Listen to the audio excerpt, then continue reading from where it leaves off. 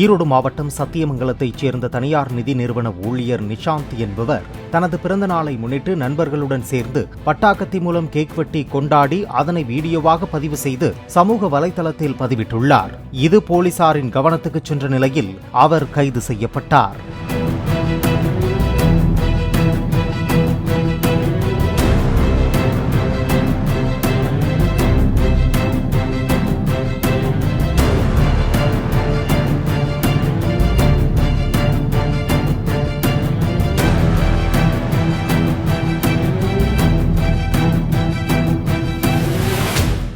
Play store மற்றும் app ஸ்டோரில் இருந்து பாலிமர் செயலியை QR கோடு மூலம் பதிவிறக்கம் செய்யுங்கள். செய்திகளை உடனுக்குடன் பெறுங்கள்.